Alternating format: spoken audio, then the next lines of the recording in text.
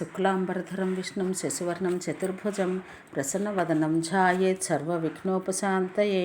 సనక మహర్షి జనకుడైన బ్రహ్మని ఇట్లు వేడుకొనెను.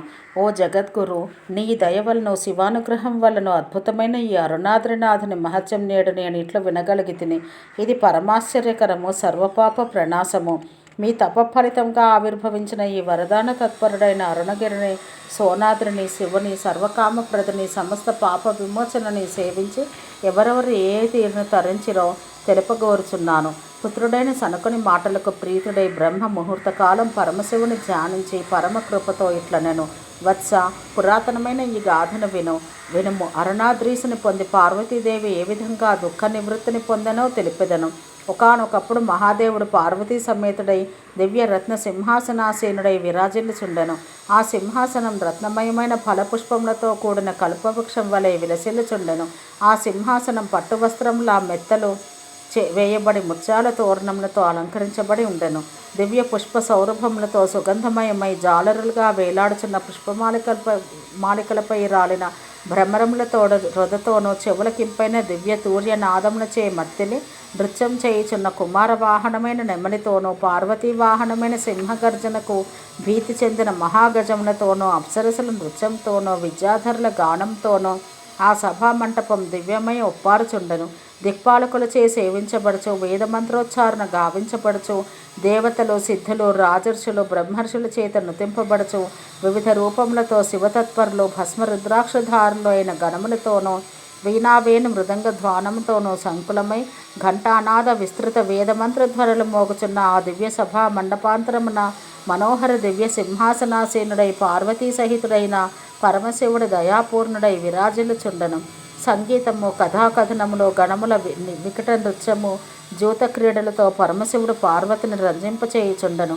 కొంతకాలం ఈ విధంగా గడిపి సభాసదులను విసర్జించి భక్తులందరకును వరప్రదానం గావించి సర్వఋతువులందరూ పుష్పించే వృక్షములు గల తోటలతోనూ, రత్న ప్రాసాదములతోనూ, మనోహర రత్న సోపాన పంక్తులు గల దిగుడు బావుల వద్దను, కేలి పర్వత శిఖరములపైనను, బంగారు అరటి చెట్ల వనములతోనూ విహరించుచు గంగా తరంగములపై తేలియాడు పద్మ సుగంధములను మోసుకొని వచ్చి మందమందముగా వీచుచున్న మలయానిలంతో సేద తీర్చుచు పార్వతికి పరమేశ్వరుడు ప్రీతిని గూర్చుచుండెను.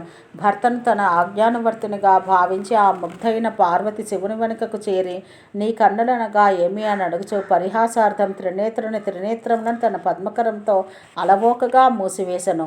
ఇవి సూర్య చంద్రాగ్ని రూపములను తెలుపుచు శివుడు తన నేత్రములు వదులుమనెను.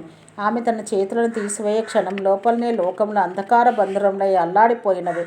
పరమశివుని నేత్రములు అర్ధనిమేషమాత్రకాలం మూయబడగా అది లోకములకు కోట్ల సంవత్సరములై భయంకరముగా పరిణమించెను.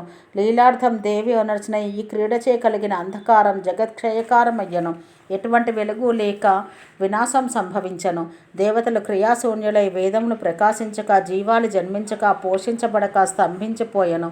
తపస్సంపన్నులైన మహాత్ములు ఈ అకాలక్షయమును చూచి ఇట్లు వితర్కించుకొనిరి.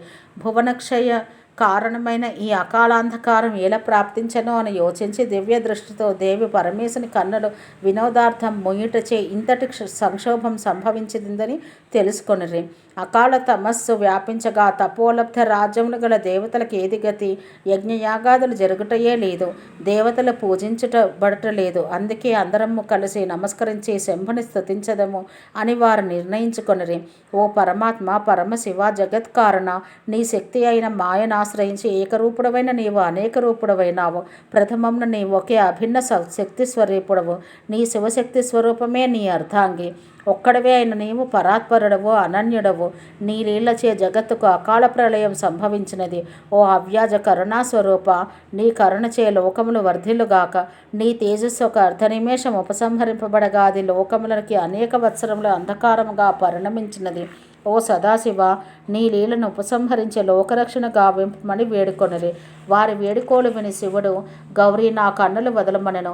గౌరీ అట్లే చేతులను విప్పివేయగా చంద్ర సూర్యాగ్నులు మరలా లోకములకు ప్రకాశం నీయసాగిరి. ఎంతకాలం లోకములు అంధకార నిమగ్నములై ఉన్నవని సిద్ధులడగగా కోట్ల కొలది సంవత్సరంలో గడిచినవని తెలిపినాడు పరమశివుడు. కరుణామూర్తి అయిన శివుడు, ప్రియా, నీవు నా కన్నులు మూసిన అర్ధనిమేషము లోకములకు అనేక కోటి వర్షం లేనవి. సరైన విచారణ చేయక నీవు చేసిన అకృత్యం వలన భువనములకు శోభిల్లినవి. జగన్మాతవైన నీకు ఇది తగదు. యుక్తకాలమున నేనే జగత్సంహారం గావింతును. ఇట్లు పలుకుచున్న జగన్నాథుడైన శివుని పలుకులు విని తన వలన జరిగిన ధర్మలోపమునకు చింతించి ఆ శివ ప్రియభామిని ఇప్పుడు నేనేమి చేయవలను శివ అని ప్రశ్నించను. కరుణాళుడైన పరమశివుడు, నా స్వరూపమే అయిన నీకు ప్రాయశ్చిత్తం ఎందుకు? అయినను ధర్మ పరిపాలన చేయవలను కదా. శృతి స్మృతి క్రియాకల్పములు ఎరిగిన జ్ఞానులు చే జగత్సర్వము నీరూపమే అనియు నేను తన్మయుడననియు చెప్పబడుచున్నాము. నాకు భిన్నము కాకపోయినను నీవు లోక సంగ్రహార్థం ప్రాయశ్చిత్తం జరపవలసి ఉన్నది. ప్రాయశ్చిత్తం 6 విధములు. అందులో ఒకటి స్వామి చేత పరిత్యజించబడట. కానీ నిన్ను విడిచి నేను క్షణము కూడా ఉండలేను కదా. అందుచేత నాయందే నీవు నిలిచి తపమాచరించవలను. పృథివీ సమస్తం నీ ప్రాయశ్చిత్తార్థమైన తపస్సుచే సఫలమగను. నీ తపోదర్శనం వలన, నీ పాదస్పర్శ వలన, నీ సాన్నిధ్యం వలన సర్వోపద్రవమును శాంతించును. కర్మభూమి అయిన భూమికి శ్రేష్ఠత కూర్చుటకు నీవు పుణ్యమాచరించము. నీ తపస్సును వీక్షించి మానవులు ధర్మనిరతులై ఉండటం నిశ్చయం. ధర్మపాలన వలన భూదేవి కృతార్థురాలగును. సనాతనములైన వేదములలో నీవే ఇట్లు పలికి ఉంటివి. భూమండలంలో కాంచీపురమును మహాపుణ్యక్షేత్రం ఒకటి కలదు. అది సర్వసంపదలకు నిలయం, భూతల స్వర్గం. అచట చేయబడిన ఏ కొంచెం సత్కార్యమైనా మహాఫలప్రదమగను. దేవతలు ఋషులు సదా అందు నివసించగోరుదురు. అచట సర్వపాప విమోచని అయిన కంపానది ప్రవహించుచుండును. అచట నివసించు వారి పాపములన్నీ ప్రక్షాళన మగను. పచ్చని ఆకులతో సదా శీతల ఛాయ నొసగచు పుష్ప పల్లవ సంయుతమైన ఒక చూతవృక్షం ఆ కంపా తీరమున విరాజిల్లుచున్నది. ఆ చూతవృక్షం కింద చేయబడు జప తపో దానము అనంత ఫలదాయకములగును. ఇందు విష్ణువు మొదలగు సర్వదేవతలను, డాకిని, యోగిని గణములను అనేక రూపములతో నివసించుచుందరు. నేను కూడా నిష్కలుడనై నీ మనపద్మములను సన్నిధి చేసి ఉందును.